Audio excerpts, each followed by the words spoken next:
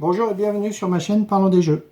Aujourd'hui, le déballage des ruines perdues de Narak, la mission disparue. Allez, on ouvre tout ça.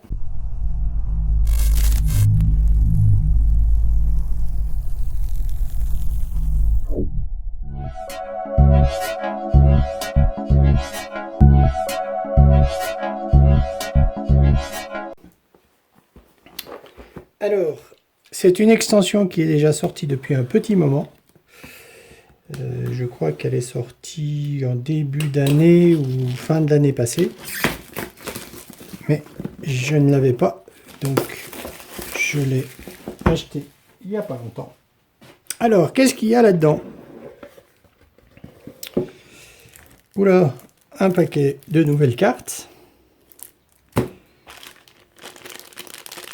Des nouveaux grands meeples rouges. Une petite... un petit clips. Le livret de campagne.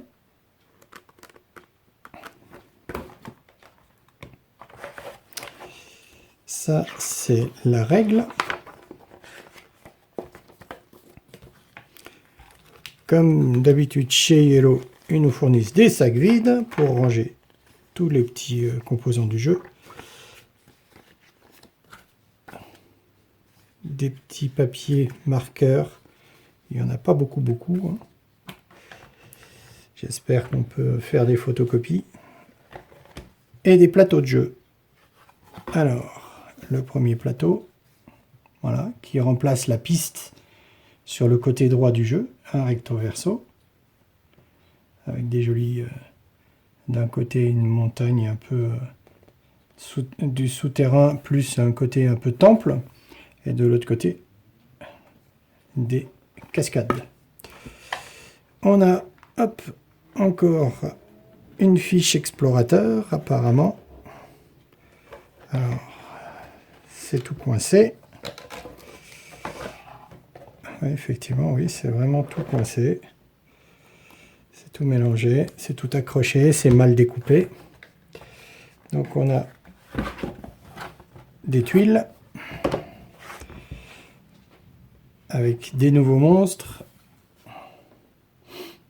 Voilà, recto verso, avec des monstres de niveau 1, 2 et 3. Voilà. La fameuse tuile qui n'est pas décrochée comme il faut. Voilà, ça y est. Donc ça, c'est les plateaux personnages. Donc un personnage supplémentaire. Et un autre personnage qui s'est dépunché tout seul, qui s'est décroché tout seul. Voilà. Donc apparemment, c'est une mécanicienne, de ce qu'on peut voir. Et un autre personnage, ainsi que les jetons. Tout un tas de petits jetons qui correspondent aux deux personnages. Comme vous pouvez le voir, c'est assez mal découpé. C'est tout tordu, tout à l'envers. Enfin bref, tant que les cartes sont pas abîmées, tant que les plateaux sont pas abîmés, c'est pas bien grave. Voilà, donc ça, hop, on y remet dedans. Voilà. Les cartes, les meeples, le fameux plateau. Voilà.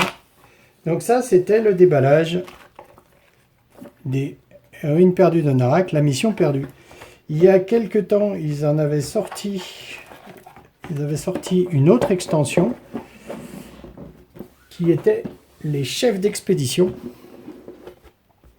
Alors pareil, vous avez la règle, les cartes pour jouer les chefs. Alors bon, comme je l'avais déjà ouverte, elle est slivée. Le petit personnage, le petit nipple. Le plateau, pareil, qu'on change sur le côté. Hop. Donc celui-là, il ressemble beaucoup plus au plateau de base, recto verso, avec une difficulté un peu plus importante. Dedans, vous avez les tuiles des monstres, recto verso. Voilà. Ils sont assez jolis. Là, pareil, vous avez... Alors, ça tient pas, parce que faut reconnaître que c'est pas très bien accrocher les différents plateaux joueurs. Voilà. Donc recto verso. Donc là il y a tous les joueurs. Au verso il y a tous les joueurs. Voilà. Encore d'autres tuiles. Pareil. Donc je les défais parce que ça ne tienne pas. Voilà. Avec une espèce de baronne, un explorateur, un Indiana Jones. Là encore, hop, pareil, ça tient pas. Donc je vais la défaire. Une asiatique avec un faucon.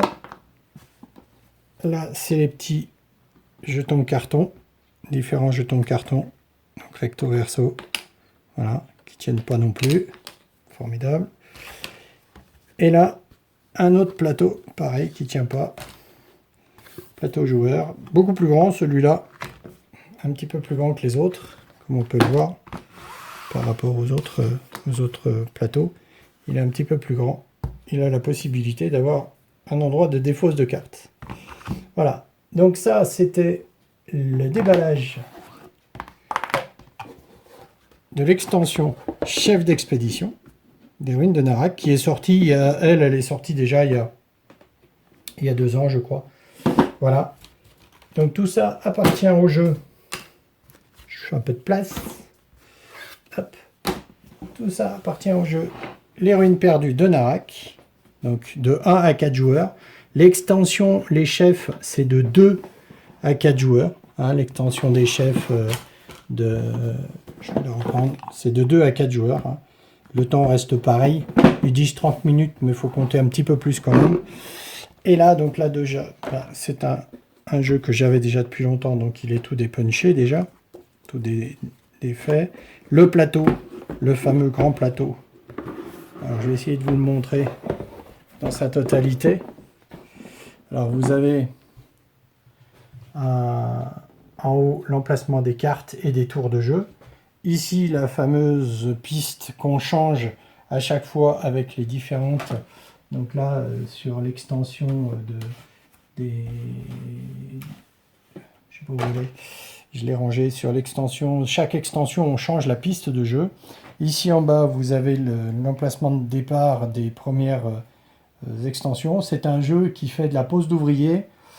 Il fait plusieurs choses. C'est un jeu pose d'ouvrier, aventure, et il est asymétrique à chaque fois. Comme vous changez les cartes, et ben, vous changez